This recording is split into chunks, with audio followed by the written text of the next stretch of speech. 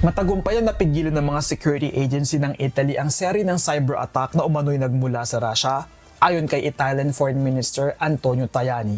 Inihayag ni Tajani na target ng mga pag-atake ang ilang tanggapan ng Italian Foreign Ministry, kabilang ang Embahada ng Washington, gayon din ang ilang pasilidad na may kaugnayan sa Winter Olympics, tulad ng mga hotel sa Cortina d'Ampezzo.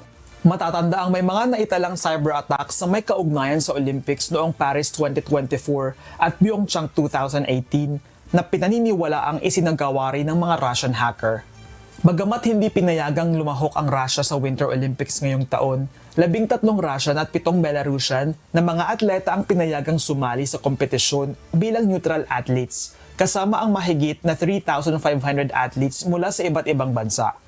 Gaganapin ang Winter Olympics mula February 6 hanggang 22 sa Milan at Cortina d'Ampezzo at inaasahang dadagsa ang humigit kumulang na 2 milyong bisita. Sa kasalukuyan, mahigpit ang ipinapatupad na seguridad kabilang na ang pagdedeklara ng red zone sa sentro ng Milan, pagtatalaga ng mga K9 units, bomb squads, snipers at libu-libong pulis at sundalo. Samantala, nagkaroon din ng kontrobersya sa pagdating ng mga ahente mula sa US Immigration and Customs Enforcement o ICE. Ayon kay Italian Minister Matteo Piantedosi, magsisilbi lamang bilang tagapayo ang ICE agents at walang kapangyarihang magsagawa ng operasyon sa Italia.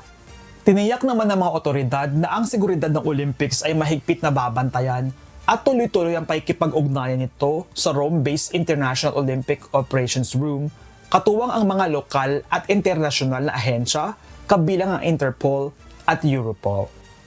Gerard Moral, humahataw sa balita ngayon.